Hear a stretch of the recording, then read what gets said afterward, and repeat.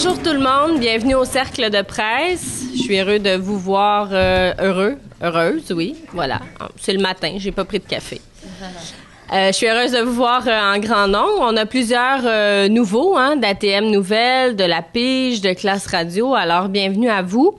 Formule habituelle, on aura une présentation au début de nos 3 invités, puis ensuite, vous me faites un petit signe. Je prends vos noms et à tour de rôle, on vous donnera la parole. Donc, ce matin, les 3 préfets du Lac-Saint-Jean, de droite à gauche, M. Gérard Savard, un petit nouveau. Et voilà. En apprentissage. En apprentissage. Donc, de la MRC Domaine du Roi. M. Jean-Pierre... non. M. Paradis. Je vais prendre une gorgée d'eau ce matin, tiens, à défaut de boire du café. Éventuellement, je vais en avoir. Alors, M. André Paradis, préfet de la MRC Lac-Saint-Jean-Est, et M. Jean-Pierre Boivin de la MRC Maria-Chapdelaine. Messieurs, bienvenue. Alors, on y va avec une petite présentation. Est-ce qu'on commence par vous, M. Savard? On va laisser les experts sont plus expérimentés. J'ai pas de problème avec ça. Allez-y, M. Boivin. Alors, bonjour tout le monde. Merci de l'invitation. On avait eu l'occasion l'an passé ou un petit peu avant de venir avec l'ensemble des préfets du Saguenay-Lac-Saint-Jean. C'est très apprécié pour faire connaître nos dossiers et de vous connaître particulièrement. Alors, comme vous savez, je suis un préfet élu au suffrage universel, le seul de la région du Saguenay-Lac-Saint-Jean, 13 au Québec seulement. Alors, c'est une espèce qui va peut-être augmenter dans les prochaines années, alors dépendant de comment les municipalités vont réagir à cette nouveauté-là. Vous savez que les messages qu'on reçoit du gouvernement de ce temps-ci, on axe beaucoup sur l'occupation dynamique et durable du territoire. Donc, une des priorités de Maria-Chapdelaine, c'est justement l'occupation du territoire. Comment est-ce qu'on occupe ce territoire-là avec le peu de ressources que l'on a et avec le peu de moyens que le gouvernement veut bien nous céder? Parce que les MRC ont été créés avant tout en 1979 pour avoir un genre de palier de gouvernement pour pouvoir exercer une certaine décentralisation. Ça n'a pas été un succès, même aller jusqu'en 2013-2014. On a ça par petits coups de temps en temps, mais je pense les MRC s'occupent bien du rôle qu'on leur a confié à ce moment-là. Chez nous, dans Maria-Chapdelaine, c'est sûr que les ressources naturelles, c'est la grande priorité. Les ressources naturelles, l'énergie également. Quand on parle de ressources naturelles, on parle de forêt, naturellement, avec tout ce que le plancher médiatique que ça occupe présentement, toute l'incertitude que ça occupe avec le fameux dossier des aires protégées, du caribou forestier, la certification. Et nos populations, je pourrais le dire pour les 2 autres aussi, là, sont très, très, très inquiètes. Nos travailleurs sont inquiets du climat dans lequel on est particulièrement. Au niveau de l'énergie, vous savez que la ministre Ouellette nous a coupé nos projets de mini-centrales. Alors ça aussi, ça nous, comme levier de développement, ça nous pénalise énormément. Ce qui circule présentement, c'est que suite à la commission sur l'énergie, peut-être que le gouvernement reviendrait sur ses positions. Ils ont peut-être fait une erreur en décrétant un arrêt définitif. J'aurais peut-être dû parler au début d'un moratoire, là, 2, 3, comme Jacques Brassard l'avait fait il y a dans les années 97, là, où ce qu'il avait dit, regarde, on va mettre un bémol, un time-out là-dessus un petit peu, là, excusez le terme anglais, mais je pense que ce serait bien que le gouvernement revienne là-dessus. Pour revenir au niveau de la forêt, naturellement, moi, je pense que le gouvernement, suite au sommet, devrait respecter ses engagements. Hier encore, je rencontrais quelqu'un de l'industrie là, de camionnage, les entreprises, ils attendent avec grande impatience l'espèce de garantie de prêt que Mme Marois avait promis pour le 1er avril. Alors, ils sont inquiets parce qu'il n'y a pas grand-chose qui s'est fait. On vient d'annoncer des travaux sylvicoles, le même montant. L'avantage, c'est que les gens le savent avant. Mais au niveau de la forêt, la limite nordique, etc., je pense que le gouvernement est très, très, très silencieux de ce temps-ci là-dessus. On n'a pas revu Mme Ouellette depuis le sommet à Saint-Félicien. On ne sait pas si elle accrochée quelque part d'une branche, mais pas ici. Alors, les bonnes nouvelles, écoutez, au niveau des ressources, c'est sûr que les mines, c'est inquiétant aussi, parce que chez nous, on avait naturellement la mine MDN au nord de Girardville. Donc, c'est mort présentement. On n'entend presque pas parler. Pour ce qui est de ressources aériennes, on sait que la mine comme telle est au fjord, mais les chemins sont sur le territoire de Lac-Saint-Jean puis de Maria-Chapdelaine. Les deux avaient des grands espoirs dans ces mines-là. Dans cette mine-là, on ne sait pas trop ce qui se passe. C'est aussi silencieux de ce côté-là. Les bonnes nouvelles du côté du gouvernement de ce temps-ci, ça a été l'annonce dernièrement de la PNR3, l'annonce finale, finalement. Mais encore là, même les fonctionnaires nous disent que pas sûr que le 1er avril,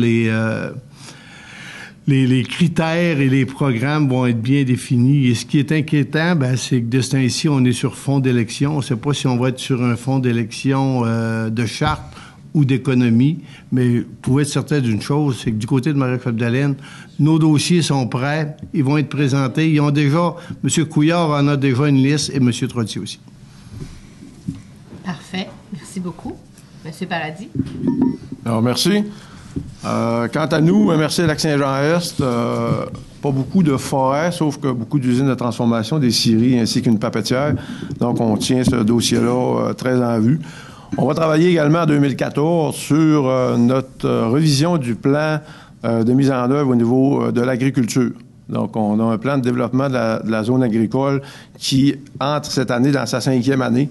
Et on a, avec le gouvernement du Québec, avec le MAPAC, une subvention pour le mettre à niveau. Donc, on va travailler énormément en 2014 au niveau de la MRC Lac-Saint-Jean-Est, le monde agricole. Je pense que c'est important. Il y a la forêt, puis ça fait également partie de nos richesses naturelles. Le monde agricole est important pour notre secteur, donc on va travailler là-dessus. On a également, du côté de la MRC Lac-Saint-Jean-Est, avec la ville d'Alma, qui est notre ville-centre, toute la transformation de l'aluminium avec le nouveau centre technologique qui va être mis en place. Avec nos différents partenaires, dont l'UQAC. Donc, ce travail-là, au niveau de l'aménagement du territoire, est important également.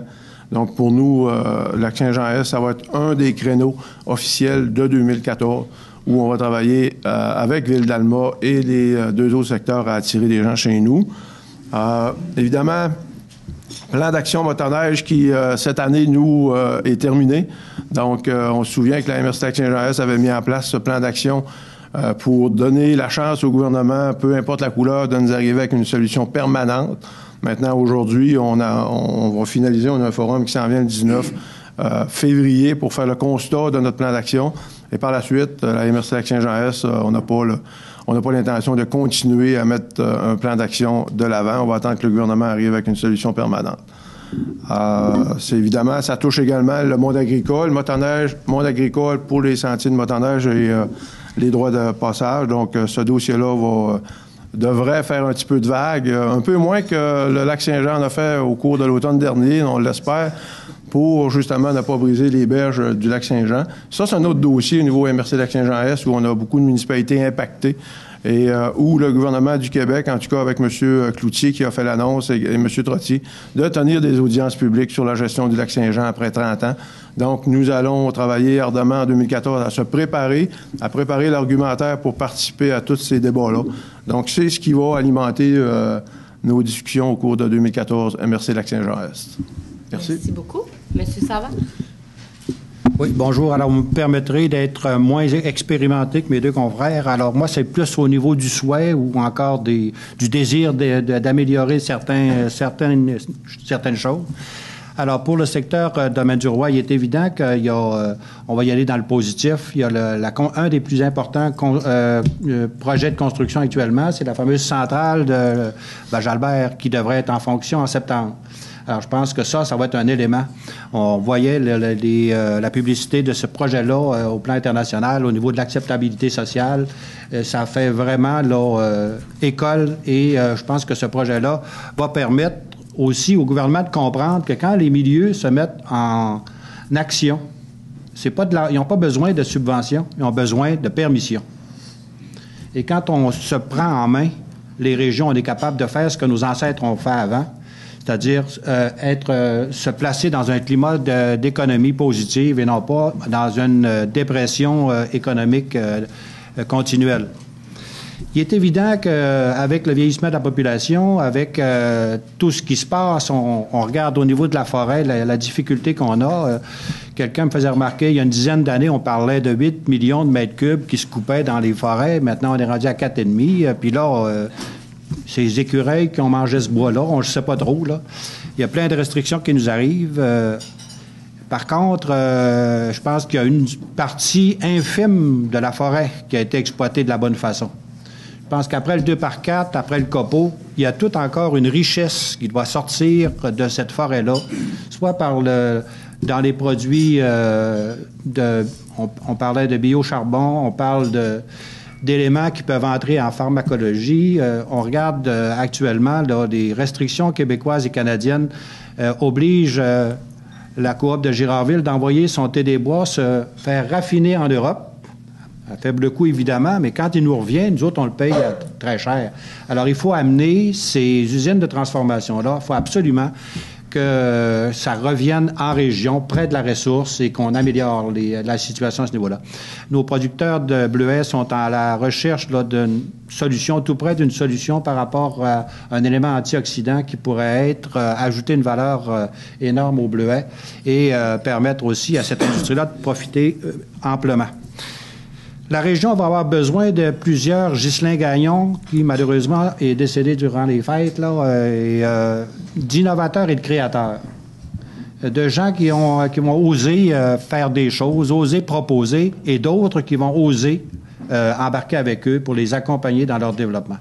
Actuellement, au niveau de toute la forêt feuillue, on a un problème majeur. Vous savez qu'LP à Chambord est fermé.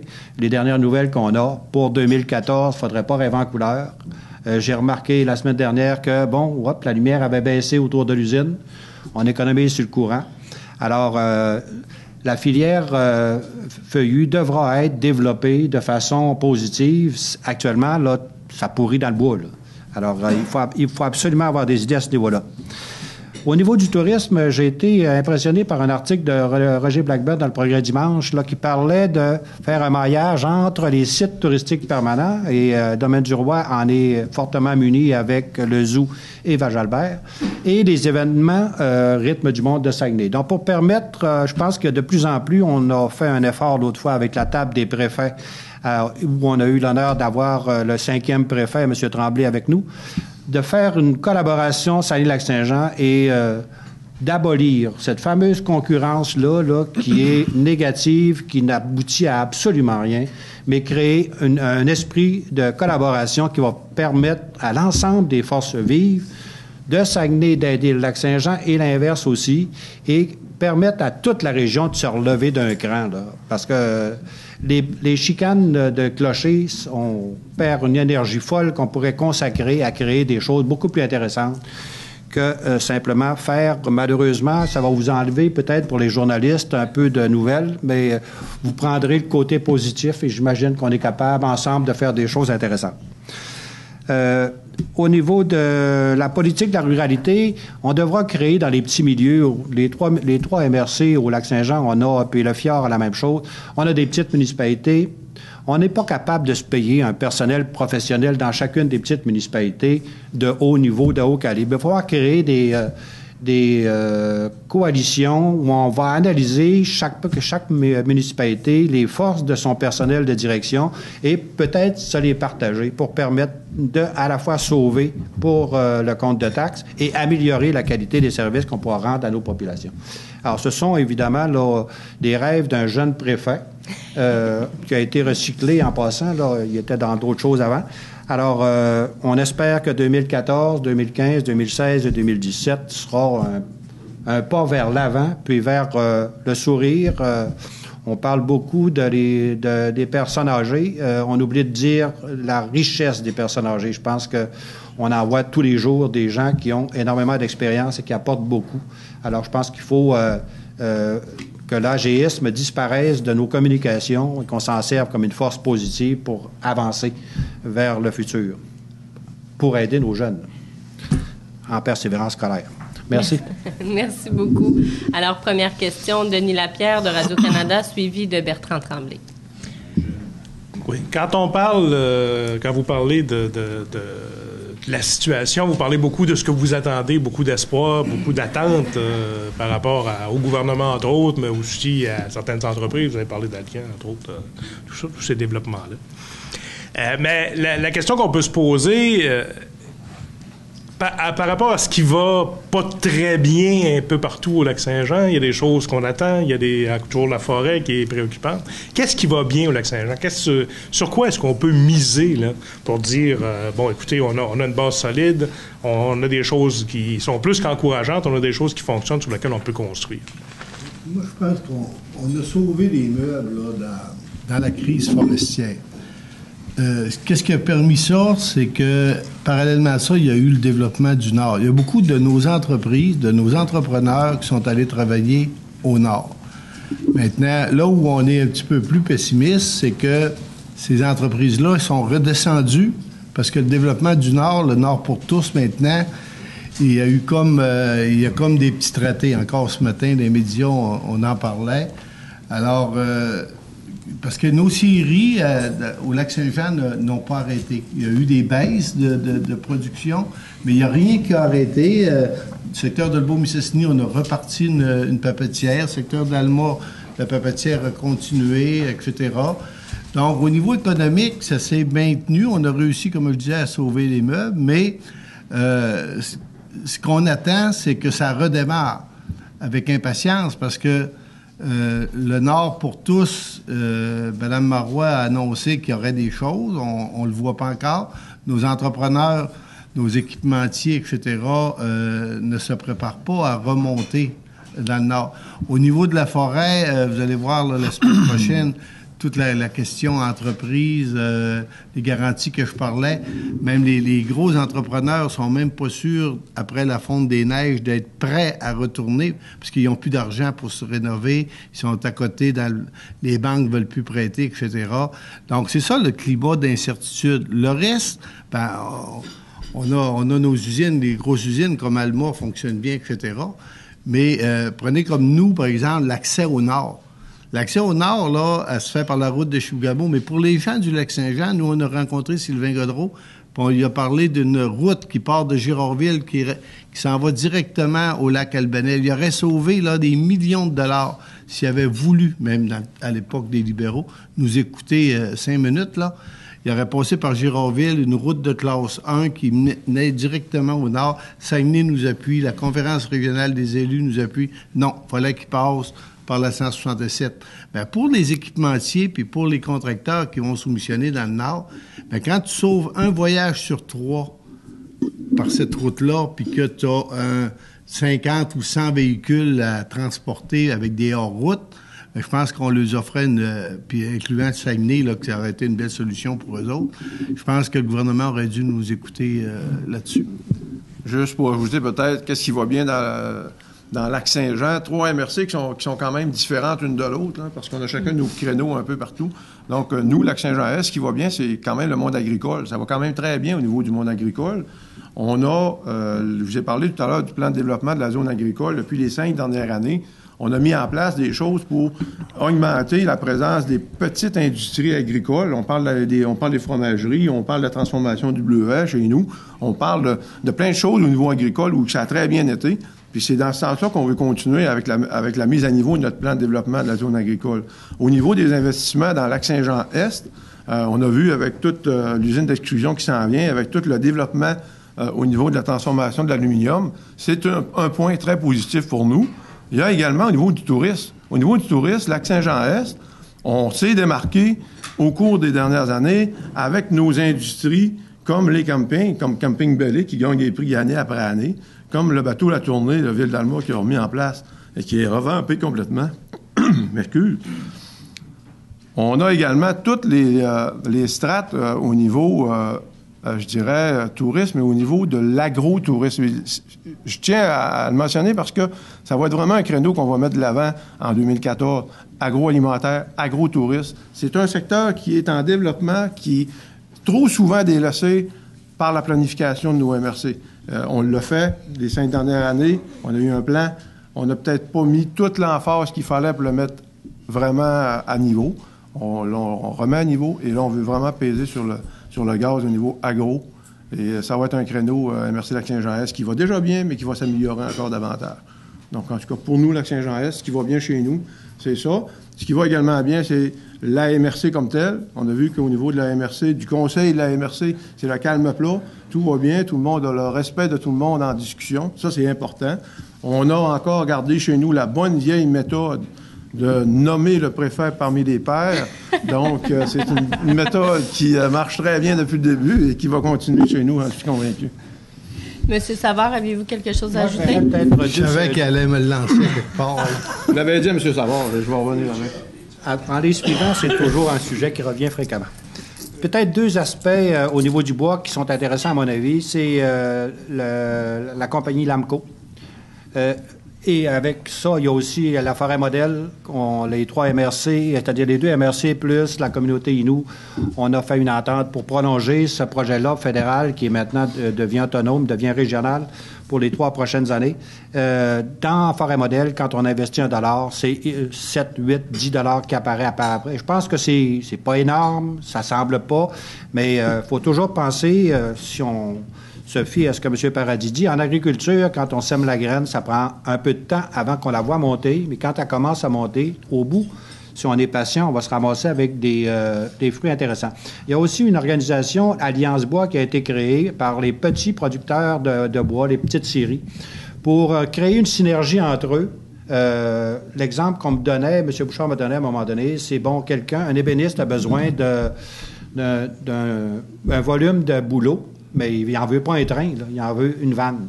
Ça fait que de cette façon-là, il communique directement avec la scierie et on lui livre ce dont il a besoin sans passer par Québec, Montréal ou ailleurs pour avoir son matériel. Donc, au niveau de développement durable, on sauve sur le transport et en plus, les gens, ça leur coûte moins cher.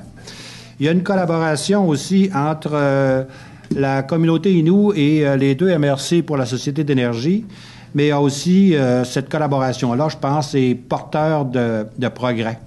Si on regarde le granule qui actuellement appartient au conseil de bande et à l'Impol, on en voit sortir beaucoup plus de camions de granules qu'on envoyait sortir. Mme Paul me disait l'autre fois que pas loin de 200 000 tonnes de granules ont été livrées en Europe en 2013. Donc, c'est des éléments qui, dans la transformation, dans l'augmentation de la richesse du bois, qui va nous permettre de créer des choses vraiment intéressantes. Parlons-en de la forêt, justement. Il y avait quelque chose qui se passait à Ottawa hier. Et on a annoncé près de 400 millions pour l'industrie automobile, 92 pour l'industrie forestière. Votre réaction à ça? Il y a peut-être... au salon de l'auto de Genève, bientôt, il va y avoir la compagnie UPM qui va présenter une voiture un peu spéciale. Et ça fera peut-être le lien entre l'automobile et le bois. Je pense que cette voiture-là va être composée en grande partie de bois. Alors, pour ceux qui se rappellent, dans les années 50, là, les station wagons avec la barre en bois, alors c'est ce genre d'innovation-là qui vont peut-être nous permettre d'unir les 2 mondes. Il serait difficile pour nous demain matin que l'industrie automobile arrête. Je pense qu'on ne serait pas ici d'abord. Mais vous n'êtes pas jaloux de voir que l'industrie automobile... C'est les éternelles chicanes Ottawa-Québec et c'est nous autres qui sont encore les victimes. Là, on va se lancer la balle. Ce matin ou hier soir, dans les commentaires, le ministre Cloutier disait, par exemple, Ottawa vient se mêler des affaires du Québec. Et quand c'est le temps de la forêt, on assiste un peu à l'inverse. Denis Lebel va dire, écoute, au Québec, je peux pas me mêler de ta forêt, c'est ta responsabilité. Bon, là, on chicane sur la responsabilité, mais finalement, où est-ce que nos forestiers, nos entreprises, puis il va falloir être imaginatif, c'est que l'argent qui est disponible, il va falloir aller le chercher dans les innovations, dans le développement, dans la recherche. Ça, le BL, il peut y aller dans ça. Mais il ne peut pas toucher une bille de bois sans toucher à... On l'a vécu, nous, dans la fameuse usine de Dolbeau-Mistassini, où c'est qu'on n'a pas eu un sou, pas d'aide du fédéral pour repartir ça, parce qu'il disait, dès que vous vous touchez une bille de bois, les États-Unis sont aux aguets. Alors, je pense que on a l'exemple dans le bois, on a l'exemple dans le caribou forestier. Les deux paliers de gouvernement ne se parlent pas. Alors, on pourrait régler des choses en s'assoyant ensemble, puis on le fait pas, puis on assiste à ça. 500 millions pour l'automobile, puis une pinote pour la forêt. Décevant pour la forêt, effectivement. Peu importe les chicanes de couleur. Je reviens là-dessus souvent. La couleur n'a pas d'importance, en tout cas pour moi. Moi, c'est la même des deux. La couleur qu'on a, c'est la couleur du Saguenay-Lac-Saint-Jean, dans le fond. Mais c'est très décevant d'avoir un petit montant de même. Là, je pense qu'on aurait pu augmenter ce montant-là pour le secteur forestier, même si on dit qu'il y a des contradictions entre le Québec et Ottawa. Là. Je pense que le débat n'est pas là. Le débat est la participation financière et on aurait pu s'attendre à avoir plus que ça, effectivement. Prochaine question, Bertrand Tremblay, suivi de Pascal Girard. Alors, moi, je voulais poursuivre dans le même sens. La forêt qui est notre principale richesse. On a tenu un sommet et on se réjouissait de voir que tous les personnages, tous les grands acteurs de la forêt étaient là, y compris Greenpeace. Et là, voici qu'on apprend que Résolu perd sa certification et que Greenpeace joue aux vierges offensées. Alors, comment est-ce que vous percevez l'action aujourd'hui de Greenpeace après les efforts de rapprochement? Et en ce qui concerne la recherche, est-ce qu'Ottawa, vous venez de mentionner Ottawa, mais moi, ce qui m'a le plus frappé, c'est que, évidemment, tout l'appui qui est accordé à l'industrie ontarienne de l'automobile, qui est en très bonne santé, alors que notre forêt, ça va assez mal. Est-ce que vous pouvez faire des pressions auprès d'un personnage très influent qui demeure justement chez vous et qui pourrait, je pense que M. Lebel pourrait obtenir quelques éléments d'Ottawa pour aider la recherche, parce qu'on dit que la forêt doit se transformer, il faut faire de la recherche, il faut faire d'autres produits. En plus de nous couper la forêt, c'est-à-dire l'exploitation de la forêt, on ne nous donne pas la possibilité de faire de la transformation. Qu'est-ce que vous en pensez? Oui. Juste un petit bout. Au niveau de M. Lebel, on a eu une consultation pré-budgétaire qui a été organisée par M. Lebel, à laquelle on a participé, à laquelle on a revendiqué également qu'il y ait plus d'efforts de mis dans l'aide au niveau de l'industrie forestière. Maintenant, on a vu le dépôt du budget, on a vu qu'est-ce que ça a donné, 92 millions. Donc, est-ce que le message a été entendu? Est-ce qu'on peut continuer les pressions suite à un budget qui vient de déposer pour arriver à un prochain budget plus électoraliste en 2015? Sûrement qu'on va continuer les pressions, sûrement qu'on va continuer les discussions, mais force est d'admettre qu'après la consultation qu'on a eue, il n'y a pas eu de modification extrême sur les sommes d'argent investies en forêt. Puis pour ce qui est de Greenpeace, je ne sais pas si vous étiez au sommet à Saint-Félicien, ils ont été silencieux à la table. M. Mainville, puis l'autre qui l'accompagnait, ils savaient très bien qu'ils ne pouvaient pas avancer. S'ils avaient avancé ce qu'ils ont avancé là, juste avant les fêtes, sur les aires protégées, les caribous, ben, je pense que les gens autour de la table, là, il y aurait eu un débat autrement plus vif que ce qu'on a eu comme présentation. Présentement, ce que Greenpeace fait, pour moi, c'est tout simplement du harcèlement. Et vous avez vu la fermeture de Kenogami cette semaine, qui est annoncée pour la semaine prochaine. Ben, c'est une raison de commande aussi, là. C'est une raison que sur les marchés, un chercheur de l'Université du Québec, à Chicoutimi, me disait après le sommet, il dit, c'est de valeur, il dit, on a eu un beau sommet, mais il dit, la seule chose qu'on n'a pas parlé au sommet, c'est l'arbre. On a vraiment entendu parler de l'arbre. On a entendu parler comment est-ce qu'on allait donner des crédits d'impôt, comment est-ce qu'on allait... Mais l'arbre comme tel, qui se régénère et qui repousse et qui fait partie intégrale du développement durable parce qu'il se renouvelle à son rythme, ça, on n'en a pas parlé. Et Greenpeace, il parle toujours juste de l'environnement, parle pas de l'aspect social. Et nous autres, on est pognés avec l'aspect social. Parce que si M. Mainville veut venir discuter en région, on l'attend. On pense que nous, les trois aspects, ils doivent être pas sur des paliers différents comme on a aux Olympiques, 3 marches différentes. On a la même marche et ils doivent être là, l'environnement, l'économie et le social. Et présentement, on assiste, et tout ça peut-être à cause du fond de la fameuse poursuite résolue là, contre eux, mais c'est vraiment de l'arnachement, du harcèlement qu'ils font. Puis, ils vont faire mal aux communautés, veut pas, là, c'est impensable que ça nous fasse pas mal. On pourrait les inviter au cercle de presse Greenpeace. Effectivement, je suis certain que M. Mainville viendrait. On ne recevrait pas nécessairement les bonnes informations. Greenpeace, malheureusement, s'en prend à la forêt, à ce qu'on voit. Les océans, qu'est-ce qu'ils font avec? Ça va dans l'agroalimentaire, tantôt, ça va être notre dernière ressource, là. Et pourtant, il y a très peu de batailles qui mènent en fonction des océans. Dans les baies de Los Angeles, les produits de conception là, sont rendus énormes. Ça parle pas. Ça, c'est dans l'eau quand on le voit pas. Ça me fait penser quand, dans les années 50, quand on prenait les déchets, on flanquait ça à l'eau, on les voit plus, puis de problème. Mais le problème, il va nous péter d'en face tantôt avec les océans. Je pense que Greenpeace s'attaque très rarement à un petit. Ils sont subventionnés par 450, 500 compagnies qui donnent une partie de leur profit pour leur permettre de vivre. Maintenant, la façon dont ils choisissent leur bataille, moi, je pense que c'est carrément une idéologie. Là, on passe une trail, puis tant que le collet n'est pas arrivé, là, on file dedans. Puis quand on arrive dedans, bien, malheureusement, là, c'est pas le lièvre qui se pogne, c'est le chasseur, malheureusement, qui mange la claque, là. Alors, je pense qu'il y a des batailles qui devraient être menées à d'autres niveaux par Greenpeace, à mon avis. Monsieur Tremblay, vous avez raison. On a déjà payé une visite à nos politiciens supérieurs à l'Assemblée nationale à Québec. Et moi, je songe sérieusement à aller payer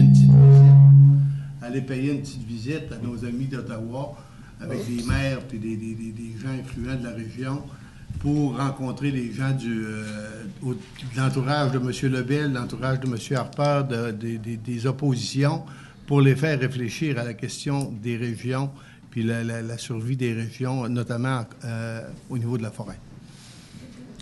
Prochaine question, Pascal Girard, suivi de, j'espère que je ne me trompe pas, Virginie Thibault de Classe Radio. Voilà.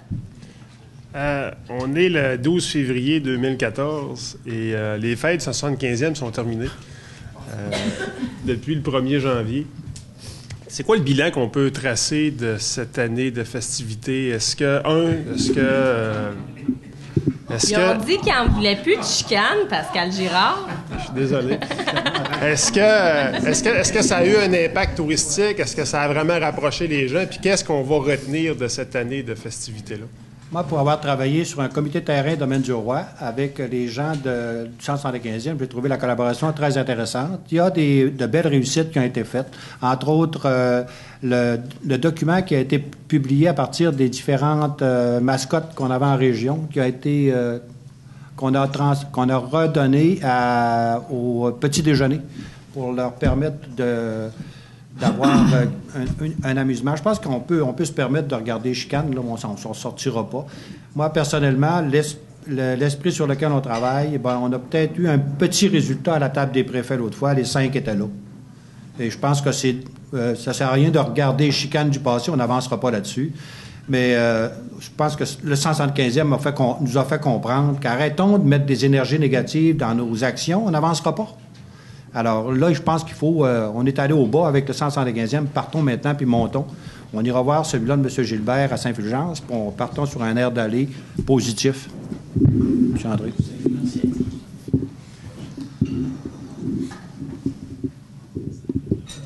Moi, j'ai trouvé ça décevant comme résultat collectif Saguenay-Lac-Saint-Jean. On a mis beaucoup l'emphase sur le secteur festif des fêtes. Et moi, j'aurais apprécié qu'il y ait plus au niveau histoire du Saguenay-Lac-Saint-Jean qui ressorte de toute cette année d'activité des fêtes du 175e. Étant père de 2 garçons de 21 et 24 ans, ils n'ont pas été interpellés, mais pas du tout par les fêtes du 175e. Et pourtant, s'il y en a qui devraient connaître l'histoire du Saguenay-Lac-Saint-Jean et s'intéresser à ce qui s'est fait dans le temps, c'est bien notre jeunesse qui monte. Et les fêtes n'ont pas réussi à soulever cet aspect-là, qui, à mon avis, aurait été encore plus promoteur pour la suite du Saguenay-Lac-Saint-Jean. Parmi les jeunes, on en a ici avec nous, peut-être, qui pourront répondre s'ils ont été interpellés comme tels, mais au niveau historique, ça a été pour moi, en tout cas, une déception personnelle au niveau de l'aspect qui n'a pas été mis là-dessus. Et sur le plan financier, est-ce que ça a apporté de l'argent? Est-ce qu'on peut dire qu'il y a eu des retombées positives économiques? Zéro. M. Boivin? Pour l'argent qu'on a mis dans ça, Ça a été... on aurait fait mieux si on avait contrôlé nos propres budgets. Chez nous, là, c'est minimum 150 000 qu'on a mis comme MRC, à part ce que la Ville a mis. Puis je pense que pour des petits milieux, mettre 150 000 là, c'est de l'argent. On a publicisé nos festivals qu'on avait déjà. Mais ça n'a pas apporté d'engouement. Ça a même nuit, nous, si vous prenez comme la route des 1001 histoires. Au début, on a déposé un gros projet parce qu'ils voulaient avoir le gros kit. Donc, on a déposé ça, ça a été refusé. On a redéposé, ça a été refusé encore. Pendant ce temps-là, le temps passe. Et là, on arrive à un mois et demi de l'ouverture en été. Et là, c'est là, quand on est à la dernière minute, là, c'est là que des temps qu'elles y aident, puis ça me prend ci, ça me prend ça, j'ai pas le choix, puis ça coûte plus cher. Donc, c'est pour ça qu'il a expliqué en grosse partie aussi leur déficit. Nous, c'est une mauvaise expérience. Avant de rembarquer 2 fois dans un projet régional, pour être sûr qu'on va y penser à 2 fois. Où vous allez l'organiser? Où on va l'organiser. Nous, ce qu'on leur avait suggéré, c'est que le 100 000 qu'on mettait comme MRC, on dit ça va vous servir de levier pour aller voir Alcan, Hydro-Québec, tout ça, puis redistribuer à l'intérieur, à chaque MRC ou chaque secteur. Puis après ça, on va organiser des fêtes plus à saveur locale. Ça n'a pas fonctionné. Je pense que nos représentants qui étaient là n'ont pas fait la job non plus. Puis moi, si je vous demandais ce matin de me fredonner, là, un petit bout de la chanson thème, je pense que vous seriez pas mal tout le monde mal pris par rapport à ce que ça coûte. Un élément positif Monsieur Savard, allez-y. Un élément positif pour le domaine du Roi, c'est qu'on a créé la route des fresques. Donc, 10 communautés qui ont produit chacun une fresque qui va ajouter aux produits touristiques de notre coin. Alors, je pense que cet élément-là, ça a été financé par le milieu, ça venait pas du 175e, mais l'occasion a été donnée. Cette idée-là est sortie au début du 175e dans les comités terrain et devait se faire pour l'ensemble de la région. Malheureusement, ça n'a pas abouti. Par contre, Domaine du Roi l'a réalisé et je peux vous dire que ça vaut la peine de faire le tour des fresques et d'aller voir dans chaque milieu ce que chacun... et on voit aussi qu'il y a beaucoup d'artistes qui sont en région. Et pour l'élément culturel, en tout cas, le 175e a ajouté dans le Domaine du Roi un élément culturel intéressant et touristique. Merci beaucoup. Alors, Virginie Thibault, suivie de Louis Tremblay. Changement de sujet complètement. Quelles sont vos solutions ou bien les démarches que vous avez entamées concernant votre inquiétude face à la baisse du nombre de jeunes dans Lac-Saint-Jean-Est, si je me trompe pas? Domaine du Roi. Domaine du Roi. Ça vient de chez nous. Okay. Il arrête chez nous pour ça. Je sais pas si ça va, allez-y. En fait, c'est pas une inquiétude profonde, c'est simplement de prendre conscience qu'il y a une baisse et dire, bon, ben est-ce que on va s'asseoir sur nos lauriers puis on va attendre qu'une autre grosse compagnie vienne nous sauver comme Alcan a fait en 1926 ou qu'Abitibi-Consol a fait en 1800 quelque chose? Je pense que c'est simplement ce que ça nous donne comme message, à mon avis. C'est, on a une jeunesse qui pousse, on a des idées qui traînent, on a plein de forces positives. C'est pas à regarder la décroissance qu'on va avancer, c'est se servir de cette prise de conscience-là pour dire, bon, à partir de maintenant, donnons-nous, chaque municipalité, un projet qui va améliorer l'ensemble du territoire. C'est un peu l'idée qui est sortie hier soir en discussion là, au niveau de la MRC. Alors, je pense qu'il faut le prendre de façon positive. On peut pas... là, on voit que le gouvernement canadien a bloqué là, l'immigration des Chinois. Là, ça fait que malheureusement, on ne pourra pas avoir de Chinois au Saguenay-Lac-Saint-Jean pour agrandir notre population. Louis Tremblay, suivi de Audrey Girard, d'ATM Nouvelles. M. Paradis, tantôt, vous avez fait état que le tourisme allait devenir important au Lac-Saint-Jean, mais encore faudrait-il qu'il vous reste des plages pour les accueillir. Depuis 30 ans, les MRC ont été des rubber stamps de la politique de stabilisation des bœufs d'Alcan, c'est-à-dire que tous les renouvellements de décrets, les MRC votaient des résolutions, posaient pas de questions, acceptaient. Pendant ce temps-là, la Pointe-Taillon disparaissait, l'île Bouliane disparaissait. Est-ce que les MRC entendent remettre en question l'entente de 1922 sur le droit de gérer à des niveaux là, qui peuvent atteindre 17 pieds et demi? Parce que les gens parlent de 16 pieds, mais le vrai droit d'Alcan, à l'automne, il est quand même encore de 17 pieds et demi. Est-ce que ça, vous entendez de remettre en question? Chose que personne n'a jamais voulu faire. On va participer activement, je l'ai dit tout à l'heure, au renouvellement du décret qui s'en vient. On va participer activement également à toutes les audiences publiques qui vont être mises en place par le gouvernement du Québec. L'engagement qui a été pris, c'est ça. On va mettre nos ressources professionnelles à ce niveau-là au travail. Ils le sont déjà au travail de toute façon. On va faire appel également, et je suis très heureux de le dire, en partie en faisant ressortir l'histoire, j'en ai parlé tout à l'heure, on va aller chercher des gens qui ont participé à la mise en place du décret, dont Gérald Scalian, qui va travailler avec nous autres, qui a été de très près au niveau de la dernière audience publique concernant la gestion du lac Saint-Jean, qui a une très grande connaissance du lac Saint-Jean et de tout ce qui s'en vient. Donc, on va mettre en place un comité que je pourrais appeler un comité d'experts qui fait partie de l'histoire, puis des gens qui viennent d'arriver, tout comme moi, pour en apprendre davantage, mais pour faire une présentation vraiment exhaustive de tout ce qui s'est passé. Vous avez raison, on n'a plus les berges du lac Saint-Jean qu'on avait, on n'a plus le sable fin qu'on avait. Est-ce qu'il faut changer la méthode de rechargement? Moi, je crois que oui, parce que là, on est rendu avec du gravillon et ce n'est pas toujours du beau gravillon, donc on n'a plus les plages qu'on connaissait. Au niveau du Parc national de la Pointe-Taillon, ben, on sait que le ministère des Ressources naturelles et le MDDEFP est là-dedans aussi. C'est pas juste Rio Tinto qui s'occupe de la Pointe-Taillon, donc le gouvernement a une responsabilité au niveau de l'entretien et de la préservation de la Pointe-Taillon. Donc, tout ce beau monde-là, effectivement, va avoir une bonne réflexion à faire sur ce qui s'est fait et ce qui devrait se faire dans le futur. Et je vous le dis, Monsieur Tremblay, autant nous avons été actifs au niveau de la dénonciation, autant nous allons l'être au niveau d'apporter des solutions objectives à la gestion du lac Saint-Jean pour la protection des berges, la protection des terrains de villégiature et la protection de la rentabilité des usines de Rio Tinto Alcan chez nous. Mais est-ce que ça va jusqu'à la remise en question du niveau? Parce que le vrai débat, il est dans le niveau du lac.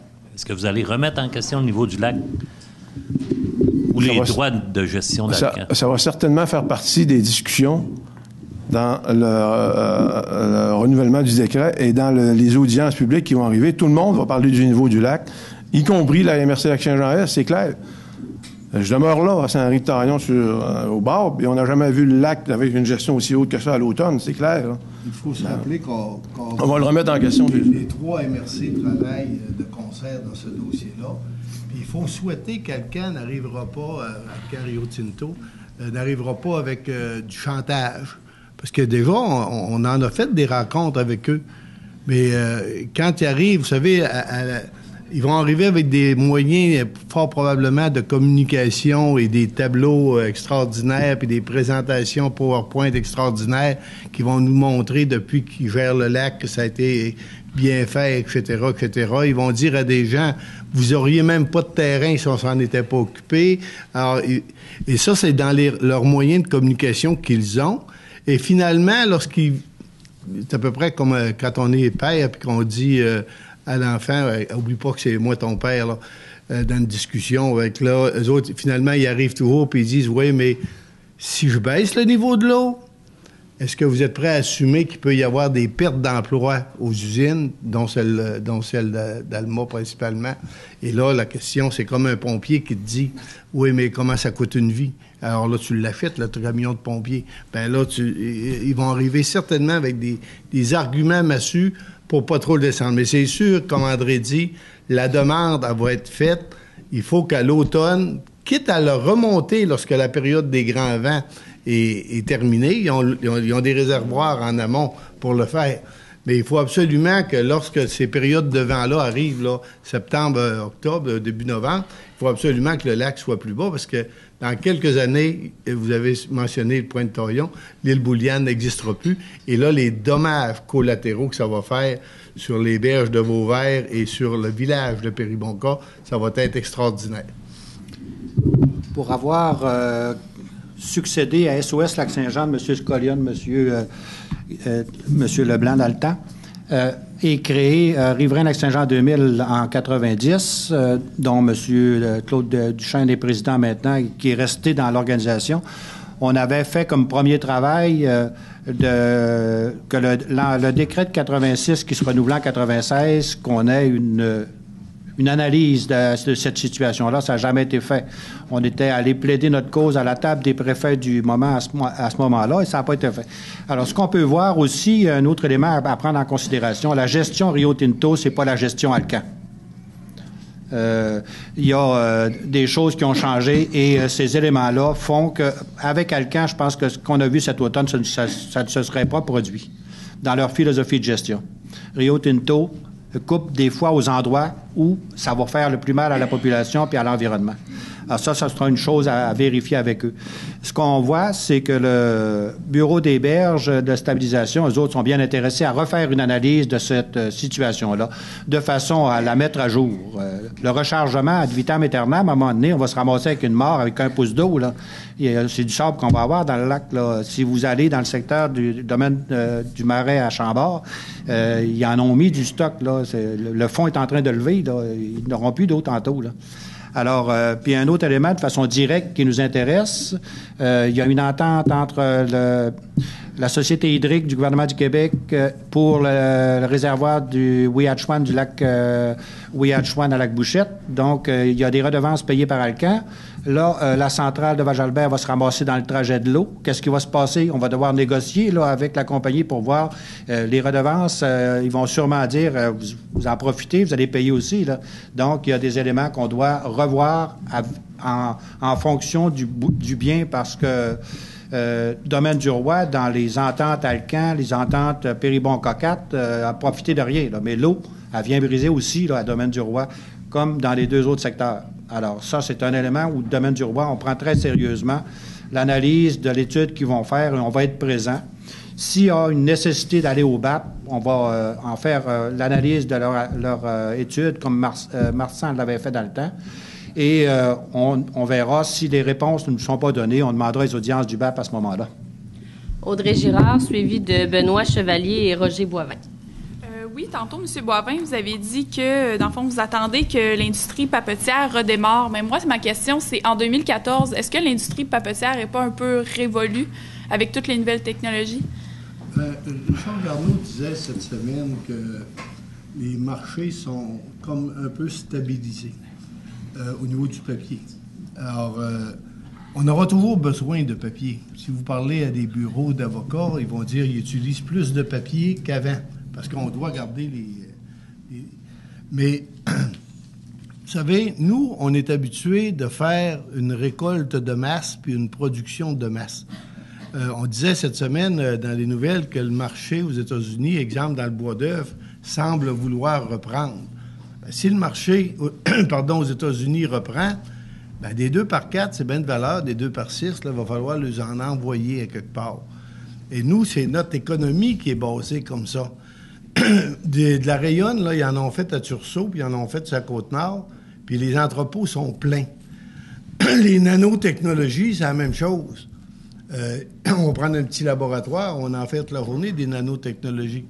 Donc, moi, je crois que ça va prendre un équilibre de tout ça, puis c'est ce qu'on est en train de rechercher, cet équilibre-là. Combien de papier qu'on va avoir besoin, combien de bois d'œuvre on va avoir besoin, de bois œuvré, de machiné qu'on appelle. Mais à un moment donné, on aura toujours besoin d'une chose, d'un arbre puis d'un travailleur forestier pour aller le prélever. Si vous permettez? Oui, allez-y, monsieur. La forêt et les exploitants de la forêt, c'est un vieux couple. Ils sont habitués dans leur ils ne veulent pas changer leurs habitudes. Ils ont fait très peu d'éléments de recherche. Si je regarde Louisiana Pacifique qui affirmait candidement qu'en 2008, quand ils ont fermé l'usine de Chambord, ils ont fermé en même temps recherche et développement. Alors, ils n'ont pas cherché à améliorer leurs produits. Ils s'en tiennent simplement à leurs vieilles habitudes. Et tant que cet élément d'innovation-là ne rentrera pas dans ces compagnies-là, on n'avancera pas. Monsieur Chevalier. J'aimerais parler du modèle agricole.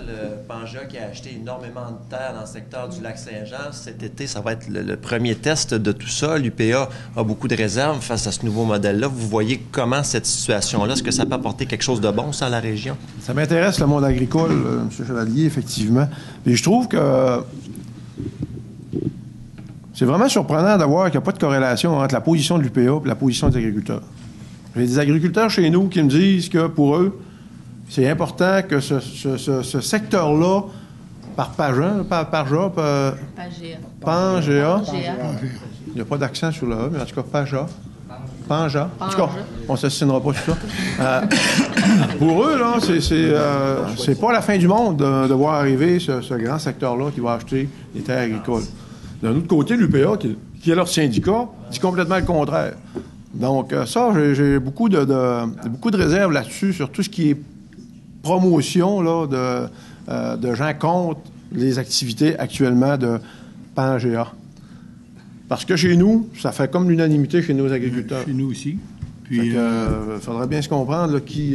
Tant qu'il n'y a pas de spéculation, ce que l'UPA avait peur au début, c'était la spéculation. C'était la Banque nationale, ils achetaient ça, des réserves. Hey, ça, c'est du cash, on va revendre ça. Mais si Pangea fait des modèles de culture, puis fait place à la relève, comme ils ont dit, ça, c'est une bonne chose. S'ils remettent des terres en culture, c'est une tabarouette de bonnes choses aussi, parce qu'on en a beaucoup qui ont été mis en friche, puis reboisés, puis là, ce serait le temps que ça retourne à l'agriculture dans beaucoup de domaines. Ce qui était inquiétant au tout début, quand le monsieur achetait pour Banque nationale, c'était qu'il y avait de la spéculation dans l'air. Là, les agriculteurs, ils disent, on fait un modèle, Pangea fait un modèle, et ce qu'on en sait présentement, c'est que ça va développer des usines de seconde puis de troisième transformation chez nous, particulièrement à Normandin, là, il y a des projets, parce que tous ces cultures-là, puis ils veulent introduire de nouvelles céréales aussi, de nouveaux procédés. Donc, ça va amener aussi une activité économique au niveau du plan de développement des activités agricoles. Ça, c'est évident. Puis l'agriculteur d'aujourd'hui, là, il a toujours eu le choix d'acheter son voisin. Sauf que, bien souvent, il ne l'achetait pas parce qu'il y avait une petite entente à l'amiable, gravement aller cultiver, m'a donné une partie de ma récolte. C'était autarcique, c'était un peu... mais aujourd'hui, là, c'est de la business, l'agriculture, et c'est des entreprises. Donc, les agriculteurs vont devoir aussi se comporter comme des entrepreneurs. M. Boivin mentionne le changement aussi au niveau de la culture des nouveaux produits. Avec le Fonds de recherche sur l'agriculture nordique, la région va également participer à ça avec notre fonds régional de recherche sur l'agriculture nordique qu'on a mis en place là, régionalement. Donc, il y a tout un pendant qui va être là, mais vraiment le début de mon intervention, et je le répète encore, je ne comprends pas qu'il n'y ait pas de corrélation entre la position de l'UPA et des agriculteurs sur le terrain. Si ça peut aider aussi la ferme expérimentale de Normandin à avoir des chercheurs, le cégep d'Alma également. Alors moi, je pense qu'il faut le regarder d'une façon, Agrinova, il faut le regarder d'une façon positive aussi, là. Mais en question sur l'aspect territorial, est-ce qu'il n'y a pas des craintes à un moment donné que parce que les intentions semblent bonnes, mais que tout ça se transforme en spéculation parce qu'il n'y a pas vraiment de règlement qui entoure l'acquisition de cette terre-là, ni de la gestion qu'ils peuvent en faire ces sociétés-là ensuite, là? Si vous permettez, là, c'est un secteur d'investissement, c'est clair. La nourriture, là, regardez les Chinois, ce qu'ils font en Afrique actuellement, là, sont en train de détruire des pans entiers du paysage pour aller chercher de la nourriture pour leur pays. Je pense qu'il faut regarder aussi, il faut être réaliste. Dans le PDZA, dans le domaine du roi, ce qu'on s'est aperçu, c'est que le jeune agriculteur qui aimerait faire de l'agriculture, il n'en aura jamais les moyens. Tandis que ce que cette organisation-là offre, c'est, bon, ben on va y aller en partenariat avec toi. Tu vas travailler pour nous autres. Le jeune, il va se réaliser, il va être à salaire et puis il va gagner sa vie. Contrairement à ce qu'on pense. C'est sûr que tout modèle nouveau, le modèle que M. Sirois a apporté, c'est différent de ce que la Banque nationale a fait. La Banque nationale, ils ont présenté leur publicité en disant on fait de l'investissement. Donc, investissement, ça dit bon, si j'achète un char, vous pourrez le vendre plus cher que je l'ai acheté. Mais M. Sirois, c'est le contraire. C'est exploiter ce qui se fait en agriculture, faire de cette force-là de la même façon que Lac-Saint-Jean-Est le fait, d'en faire une richesse positive, puis prendre de l'avance sur notre grenier pour qu'on manque de rien. Puis on a des jeunes qui sont vraiment mordus là, en agriculture. Est-ce que vous avez quelque chose à ajouter? Toute dernière question, il nous reste à peu près 2 minutes et demie. Monsieur Boivin. Il y a une trentaine, 35 élus, je crois 36 municipalités au Saguenay-Lac-Saint-Jean, puis lors des dernières élections, au Lac-Saint-Jean, pardon, et il y a près de 20 municipalités ont changé de maire la dernière élection. Comment vous percevez ça? Comment vous voyez les changements? Est-ce que c'est une nouvelle génération? C'est juste de nouvelles personnes? C'est quand même un changement majeur. La moitié de vos élus ont... Moi, je pense que c'est rafraîchissant de voir qu'il y a du monde qui s'intéresse à la cause publique, puis il n'y en a pas, peut-être pas encore assez, ou ce qu'il n'y en a pas assez. Moi, j'avais 4 charmantes dames à ma table, je les ai perdues, j'en ai conservé une nouvelle, mais la gent féminine est vraiment absente des conseils municipaux, puis ça, je pense qu'il faut travailler là-dessus. Ce qui c'est dur, là, c'est de replacer tout le monde dans le contexte. Lorsqu'on arrive, par exemple, pour parler d'un fonds, là, les jeunes maires, ils lèvent les mains, c'est quoi les règles, y es-tu droit? En fait, là, on a l'impression qu'il faut tout recommencer. C'est pour ça que ce que nous autres, on le fait, je suis certain que mes 2 collègues le font aussi. On fait 3 tournées des municipalités rurales, on ramasse les conseils municipaux, soit par secteur ou individuellement, puis on leur explique comment ça fonctionne, une MRC, première des choses, puis comment est-ce qu'on gouverne ça, puis comment est-ce que le rôle à la table de la MRC, le rôle des gestionnaires au niveau du territoire. Puis c'est pas tout à fait facile, mais je pense qu'on prend d'une année. Ça va prendre une année pour le faire. Beaucoup de nouveaux élus, mais beaucoup de conseils aussi élus par acclamation. Puis ça, je trouve que c'est un manque. Je donne le pendant négatif. Moi, j'ai été réélu par acclamation. J'ai malheureusement perdu mon activité après 4 ans parce que j'adore les élections, j'adore les campagnes électorales. On n'en a pas fait, mais quand on fait une campagne électorale, c'est le moment et l'instant d'aller voir tous les citoyens puis d'avoir des échanges avec d'autres candidats sur la vision de développement. Et ça, il y a beaucoup de municipalités qui ont eu des élus par acclamation.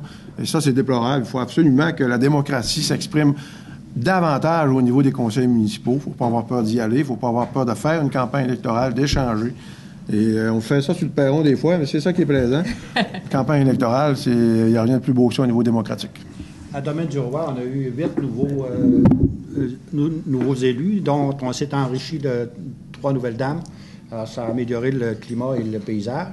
Et aussi, on est en apprentissage, comme le préfet. Donc, l'ensemble du conseil, on apprend en même temps. On a quelques vétérans pour nous aider là, à rester dans un cadre raisonnable. Je dois vous arrêter. Merci beaucoup, merci, messieurs. C'était bien Merci intéressant. Bon retour au lac. Merci. Merci tout le monde.